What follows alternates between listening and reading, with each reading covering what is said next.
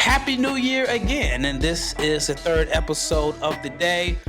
We planned on making it two, and then there's just so many guys that I feel like can be drafted in the first round that did not make our draft, not necessarily saying that they won't make the real draft. So we're going to spend this episode talking about Tyrese Proctor, Kyle Filipowski, Oso Ighodaro, just quite a few guys that did not make our first round of our mock draft 1.0. So stay tuned to hear our thoughts on the players that did not make it and what teams we believe would be a good fit.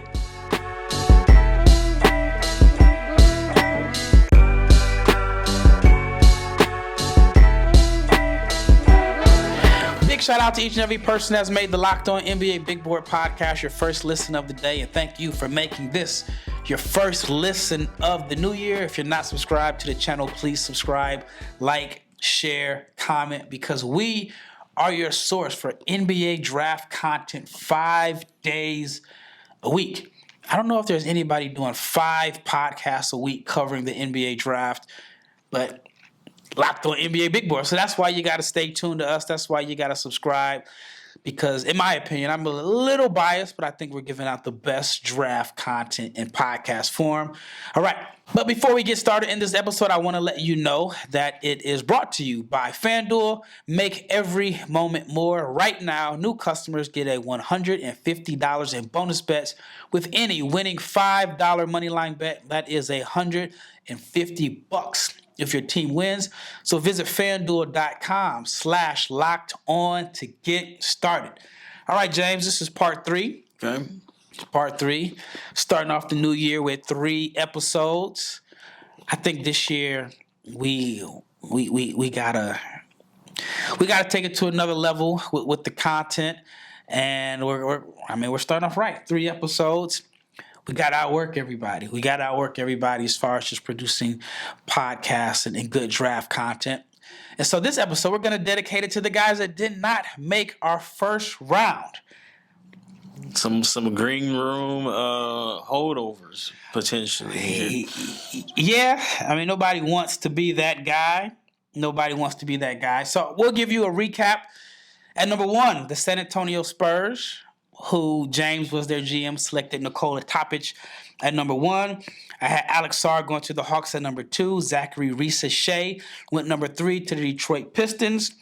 Matas Buzelis went 4 to the Memphis Grizzlies. Ron Holland goes 5 to the Washington Wizards. The Charlotte Hornets added Jacoby Walter. The Portland Trailblazers added Tyler Smith at number 7. At number 8, the Spurs added another point guard and Rob Dillingham. I had Cody Williams going to the Utah Jazz at number 9. I had Stephon Castle going to the Chicago Bulls at number 10. And at number 11, James had the Blazers swinging for the fences with T-John Salon. I had the Houston Rockets selecting Donovan Clingan at number 12. Ethan Almanza went number 13 to the Oklahoma City Thunder. And rounding out the lottery, I had the New Orleans Pelicans selecting Indiana big man Kel'el Ware. And then in the second half of the draft, at number 15, James had the Phoenix Suns selecting Reed Shepherd. I had the New York Knicks taking Kansas wing Kevin McCullough at 16. At number 17, James fixed the Pacers' leaky defense with Ryan Dunn. I put a patch on it. I ain't fixed it. At number 18, I had the Cleveland Cavaliers selecting Justin Edwards from Kentucky. At number 19, James saved Isaiah Collier from being in the green room a long time. He took him at number 19. I had the Knicks selecting Aaron Bradshaw at 20. At number 21, James had Miami selecting Carlton Bub Carrington. I had the Atlanta Hawks at 22, selecting Hunter Salas. James gave the Magic some shooting with Dalton Connect at 23. At 24, I had the Oklahoma City Thunder adding youth and upside with Trenton Flowers. At 25, A.J. Mitchell goes to the Denver Nuggets. Yo, I was cooking, dog. At 26, I gave the Sixers some shooting in Jackson Robinson. At 27, James made a surprise and still added more defense to the Pacers with Devin Carter, who is stuffing the stat sheet on the defensive end of the floor. And at number 28, I had the Bucks selecting Svi Missy, giving them some depth at the 5 spot. At 29, I had the Wolves saving DJ Wagner from the second round. And then at number 30, James had the Boston Celtics selecting Hanson Yang, a guy that we actually spent a little bit of time talking about at the end of episode 2. So if you missed that, check it out, and also check out episode number 1 where we did the lottery. All right, so let's start off with the Duke guys. All right. Tyrese Proctor and Kyle Filipowski. Okay. In your opinion, why did they fall to the second round in our draft, and why? And what teams do you think would be a good fit for both of those guys? All right, so I like Kyle Filipowski a lot. It just so happened that before I go there, in my opinion, 10, maybe 15 through like 40 is like it's really interchangeable. Yeah. So like if a youngster goes in the second round, hold your head, young bro. I mean, that's easy for me to say because I'm not watching money fall out my pockets. And it may not be guaranteed because I think after 35, it's two-way. I think after pick 35, and you got to think this is the draft this year where some picks were forfeited. So I think there's only 58 picks. Yeah, there's 2 picks, 55, 56. Yeah. So outside looking in, it's about where you go, not necessarily what round you go, because you want an opportunity more than you want your second contract, man. Yeah, I mean we've seen Craig Porter Jr., we've seen Austin Reeves, Nas Reed went undrafted. Yep. So I mean it's rare. We're talking about 3 out of what, like. It's true, but again, it's going to happen again this year. Somebody's going to go in the second round.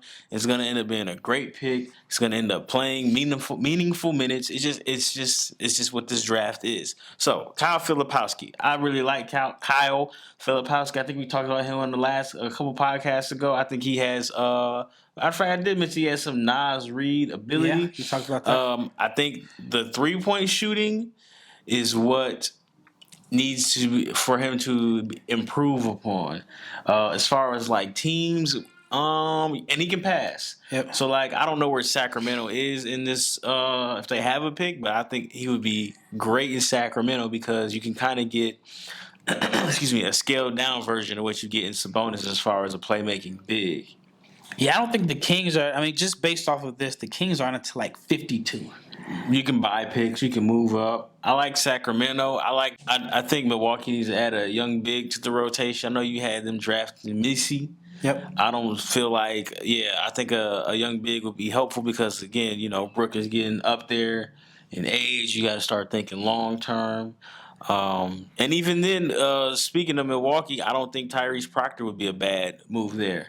Because, again, you're not asking him to be a great playmaker if he's playing next to Giannis. You need somebody that's going to be able to spot up and knock shots down. He's not really shooting the ball particularly well right now at Duke, but I still buy him long-term as a shooter. I know I had my concerns with him as a lead guard in the NBA. Yep. I think Milwaukee would be a good place for him to go. Yeah, I did just a preliminary mock, and every time I do it, I'm like, dang, I left somebody off. And now that I'm looking at it, I think I left Tyrese Proctor off of my 60 pick first and second round. You was tripping. He was tripping. I mean, anybody that's done mock drafts know, like, you do one, then you throw the list away because you got to start off with a list of guys. And so, I left him off. I'm glad I haven't released this, but he'll definitely get drafted. But I will say that I have been a little bit disappointed with his play. He was a guy that I had as high as, like, I know I had him in the top 10 coming into the season. You know who didn't have him in the top 10? You didn't have him in the top 10. The shooting has not improved, but the decision making has been really good. It's like 4-1 assist to turnover ratio, which is good. Good enough to where I think a team, maybe outside of the lottery will look and say, hey, this guy could be a game manager, a big game manager at 6'7". So I definitely think that he could be a lottery pick. Maybe 6'5", 6'6". I forgot exactly how tall he is, but he has good size. And if he can shoot, he did show some flashes of creativity off the dribble. If he puts it together in the second half of the season, he could easily be a lottery pick. But the way the cookie crumbled in this particular draft that we did. At the end of the 2023, yes, he fell on the outside of the first round. As of today, the 31st pick would go to the Toronto Raptors. And so I think that could be a good pick for him there, a good spot for him there. All right, when we return, we're going to talk about a few other guys that did not make our draft. And let's start off with Zach Edey. And I want to hear James's thoughts on Zach Edey. Stay tuned. The NFL season is wrapping up, but there is still time. There's still plenty of time to get in on the action with FanDuel, which is America's number one sportsbook. And right now, if you are a new customer, you get $150 in bonus bets guaranteed, and all you have to do is place a $5 bet. That is $150 in bonus bets. Win or lose, the app is super easy to use, and there are so many different ways to bet. You can use live game parlays. You can find bets in the new Explore tab. You can make a parlay in the Parlay Hub.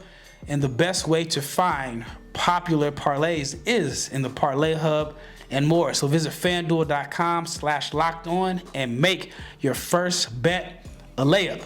FanDuel, the official partner of the NFL.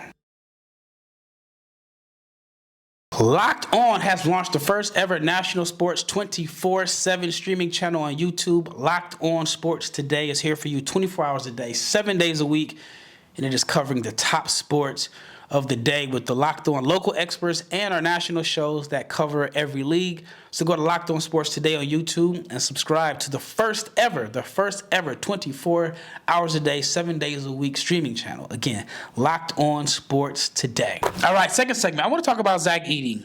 Where do you have Zach Edey at in your board, or what range? I got him in the 40s, man. Why is that? Why do you, despite the fact that he's so dominant statistically, I think he's the best player in college basketball, why do you have him in the 40s? And do you think he can play in the NBA? I have him in the 40s because, again, if this was 25 years ago, he's not going in the 40s. He's not fine. Maybe the first pick. He might be the first pick, but that's hey, like my man Slim Charles said, that was the old days, man. But remember them days? Yeah. No, them days is over. So we talking about a lumbering big. The NBA is getting away from those guys who are lumbering bigs, who are throwing the ball into, and who have mobility issues. Because, again, the game is on the perimeter. Now, there are some bigs who excel at playing drop coverage. But ultimately, I just feel like I don't know if he's mobile enough to warrant a first-round grade, right? And offensively, again, is he talented on offense? Yes. But are we going to feature him on offense? In a second unit, maybe. I don't know. I just have him going in the 40s. And again, him going in the 40s doesn't mean he can't play in the NBA. I just don't. There are other bigs that I value more than him. Here are the teams based off of today selecting in the 40. Celtics, Rockets, Thunder, Spurs, Wizards, Sixers, Clippers, Pelicans, Pacers, and Celtics again. So you mentioned the Rockets twice. I feel like the Rockets would be a great landing spot for him, because I think they have a need at the backup five right now. And I have them addressing their need in the lottery. But I think Boston with picks 30, and this is based off today, 30, 40, and 50. I can see him ending up in Boston. Boston took Taco Fall. That's true, too. And again, so Taco was extremely productive in college, too. Not to like Zach Edey. Taco just started playing basketball when he first got here too. So there was that was all on just short notice of playing basketball. He's still, he was nowhere near as gifted as a scorer as Zach Edey. Man, Taco, didn't they beat Duke? They lost to Duke. No, I think they beat Duke, but Duke didn't have no shooters. Hey man, Taco neutralized Zion. Yeah, you said the Celtics, they drafted Taco. Taco wasn't the most mobile guy, but he's also half of Zach Edey production-wise. But college production and NBA production don't always translate. Obviously, I'm not that high on Zach Edey, but I wouldn't be surprised if he was drafted in the second round and had an opportunity. All right, let's talk about Trevon Brazile. I think that he's a guy that I say, what do I do? I mock he's a first-round pick, and then when you grade it out, it's like, dang. Sometimes he's on there, sometimes he's not. Where do you have him? And you're just a rough estimate. Where do you have him? Why didn't he make, Or why didn't you select him with any of your picks? I had him 30, but again, 30 may as well be 40 on my big board. My issue with Trevon Brazile is I don't feel like he gets the most out of his ability, man. I mean, do you think some of it could be that he's coming off an injury? And I mean, it takes a while to trust the injury. I mean, they say like when you tear your ACL, it's not until the second season that you are 100%. Like you may be physically ready to play, but it's the mindset of being able to trust it. Man, but here's the thing. I still see him trying to dunk on people to an extent. I still see him making athletic plays. Maybe he isn't trusting it fully, but when I see like his jump shot shooting ability, when I see his talent and I see his athleticism, how is he only averaging 10 and 7? Well, I mean, I think in college basketball, it's definitely going to depend on who's getting you the ball. But the thing is, he sometimes shows ability to put the ball on the ground himself. So it's like, I just feel like as talented as he should be a top 20 talent. Yep. But there's something missing with him. Again, maybe it's the injury, but I just think he lacks a certain level of assertiveness that I would like to see from him. So when I look at bigs in this draft, I'm looking for guys that I think could have maybe half of the Derek Lively impact. A guy that if you put him in the right situation with a playmaker that can make him a pick and roll lob threat, just a guy that can score as a role man. So I look at like the Clippers, like who can they get in the second round that has this role where you're going to play minutes in the second unit when they like stagger lineups. You're going to play with Harden, and your job is to screen, roll, catch lobs. And so I look at Brazile as one of those guys. I think Adem Bona could be one of those guys. Maybe Ighodaro. I like Ighodaro. He has athleticism, but he's a really good passer. So who's a guy that you think could fall, or based off of our draft, goes to the second round, but if he goes to the right fit, could give possibly even lottery like production? Dillon Mitchell out of Texas. Like, what situation could he? I mean, he's gotten better. It's weird. He's gotten better, but he's forgotten about this year, even though he's gotten better. Like, what situation do you think he could be in where he could look good and thrive? Sacramento. They get up and down. Yeah. Right? You're running. He cuts. He is extremely athletic. Yes. All right? And he rebounds, too. So, again, even with his limited, how can I say this? Not limited. He has no jump shot. It's not limited. Yeah. But his limited, like, offensive game, he's at, like, 13 and 10 almost. Yeah, like, I got him at 11 and 9. 11 and 9, excuse me, my fault. But it's like 2.7 stocks. Yes. And the jump shot doesn't fall, but he has wing ability. Like, I've seen him work himself into 2-drill pull-ups.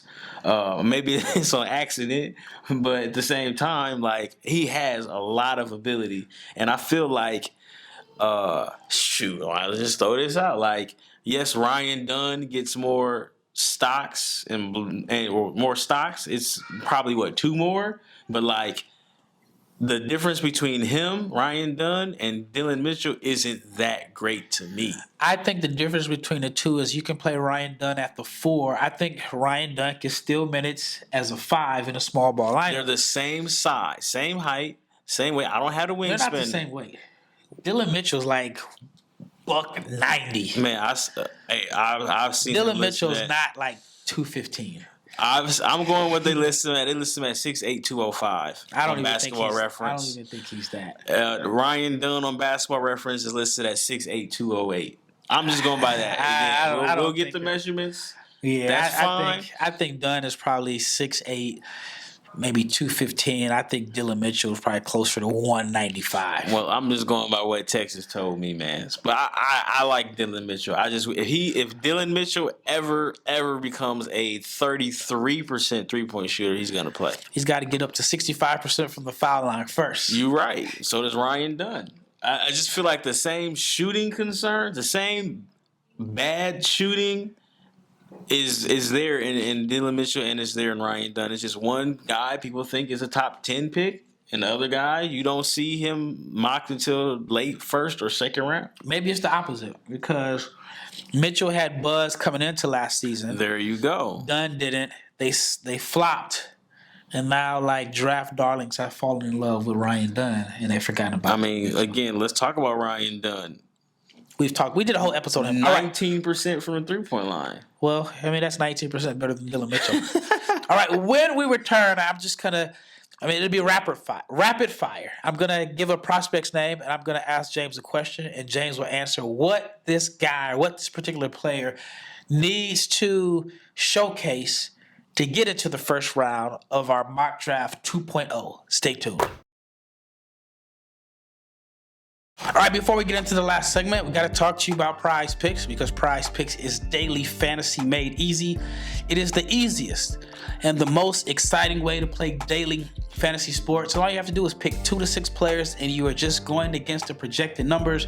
You're not playing against the bots. You're not playing against the experts. It is just you versus the numbers. And what I like about PrizePicks that really piqued my interest is they have combo leagues. So with the combo league, you can do, for example, LeBron James plus Travis Kelce at a 10.5 combination of three-pointers made and receptions. And then PrizePicks also allows you to play with some celebrities like Meek Mill or Andrew Schultz.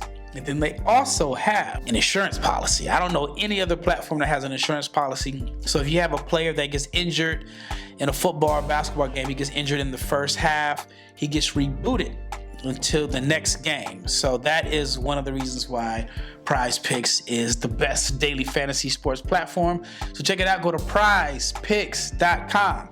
You have to use the promo code LOCKEDONNBA, and it must be in lowercase. But if you use the promo code LOCKEDONNBA in lowercase, you can get a first deposit match up to $100. Again, prizepicks.com/LockedOnNBA in lowercase, and you can get a first deposit match up to $100. All right, last segment. I mean, there's so many players that we could talk about. I wish we could do a 2-hour Joe Rogan type podcast, but it's not allowed by the station. All right, so I'm going to name some players, and I want you to tell me what you think they need to do or showcase to be a first-round pick in mock draft 2.0 that we'll do in February. I'll start off with Isaiah Stevens. He's been impressive.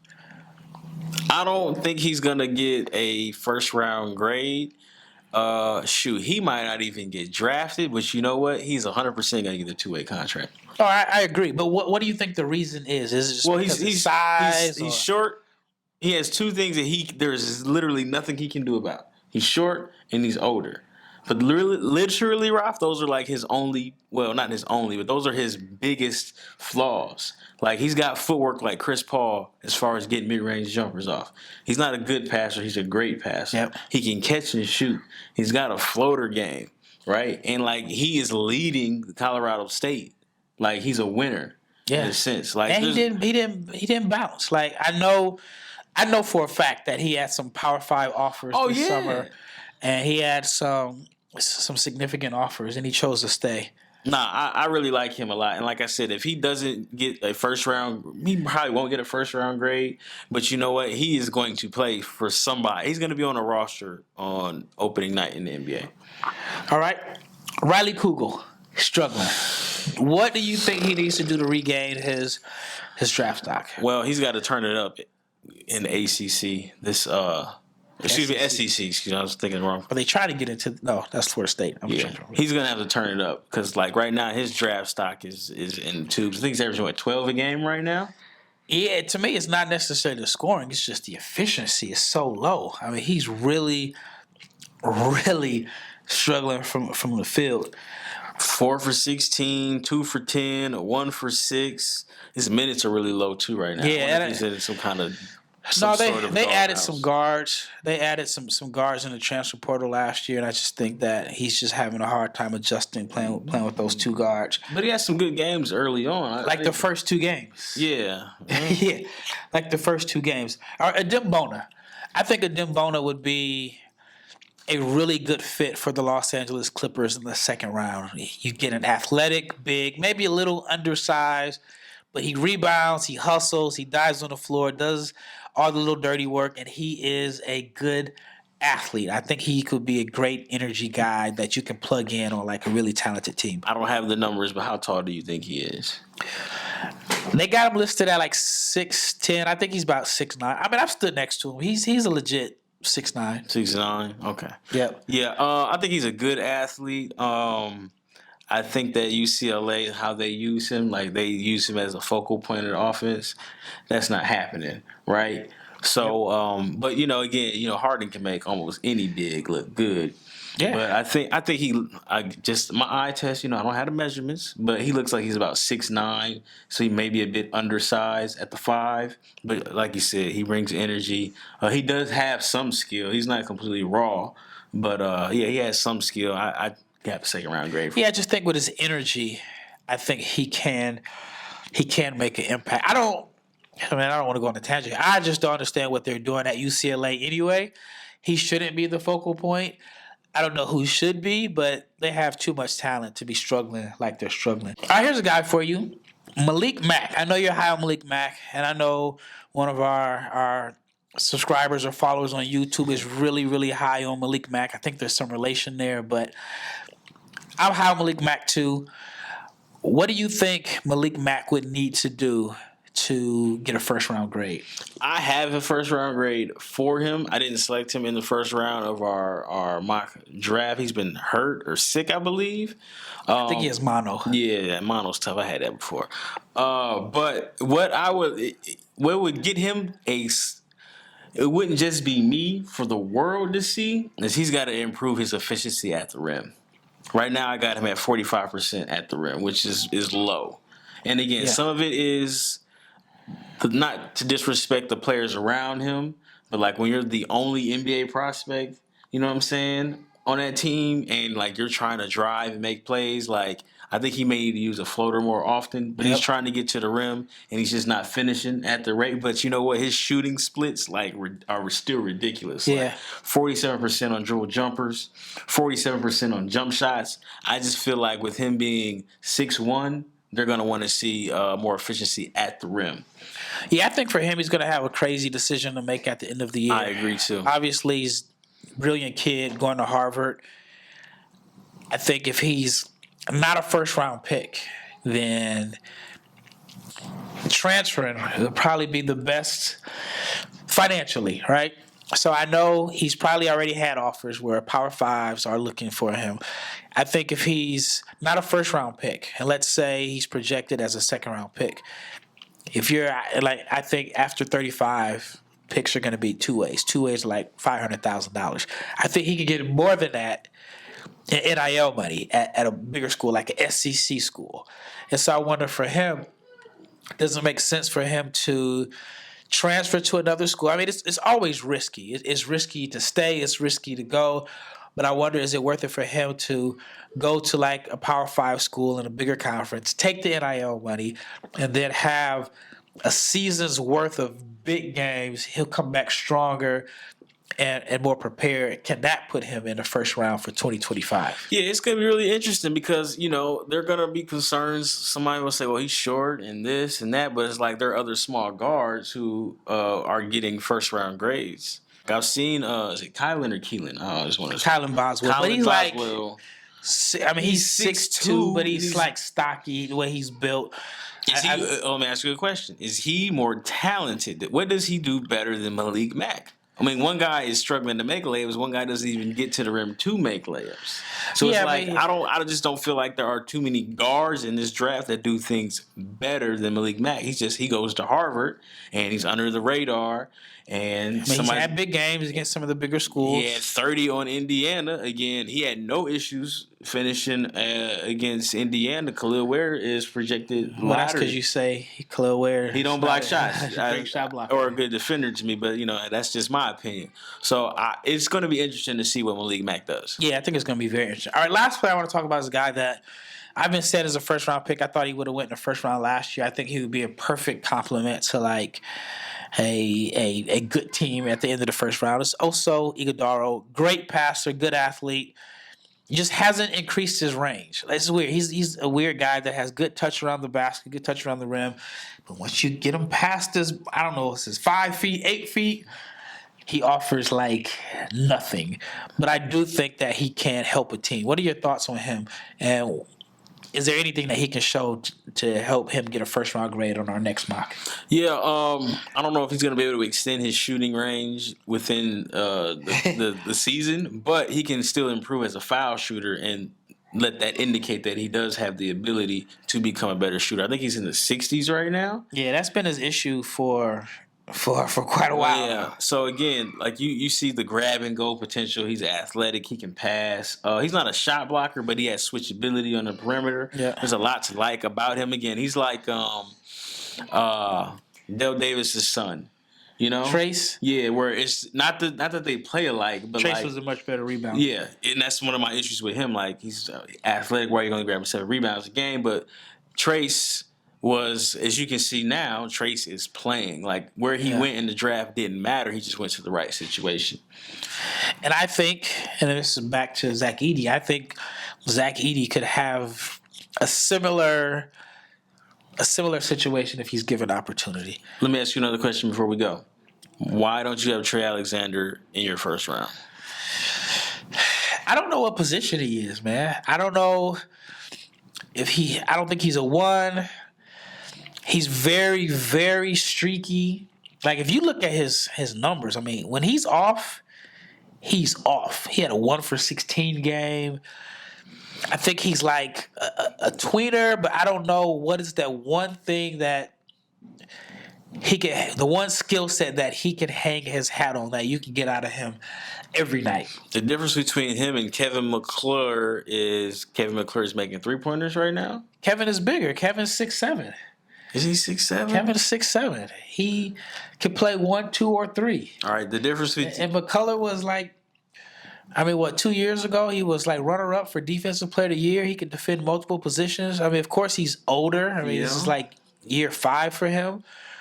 So, okay, I got another one then. The difference between Trey Alexander and A.J. Mitchell is, because they're about the same height, neither are point guards, neither are shooting guards. I think A.J. Mitchell is a better...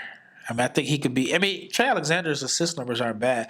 4.5. A.J. Mitchell, I think he is a better lead guard.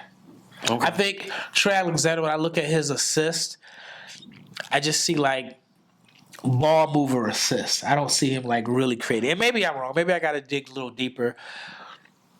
But I think A.J. Mitchell is a better playmaker. I feel like, just last thing, if Trey Alexander showed me consistent 3-point shooter or shooting or improved shooting, I think he gets a late first round grade. Well, he shot like 41% last year from 3. So it's like, I don't know. He's a guy that he's probably just gonna slip through the cracks. I'm rooting for him. He's 28% this year. He was 28% as a freshman. So it's what is he as a 3-point shooter? Yep. But I think he's, I like I mentioned in a previous pod, that I really like I think he might have the best pick and roll navigation in this draft. It's just going to be a mid-range jumper every single time for him. All right, well, that wraps it up. Thank you for listening to all 3 episodes that we came out with to start the new year. Once again, Happy New Year to you. It's Rafael Barlowe, my brother James, and we are out. Oh, yeah, we got a Hot Takes episode coming out soon, so be prepared for the Hot Takes episode. It's probably going to ruffle some feathers, but it should be fun.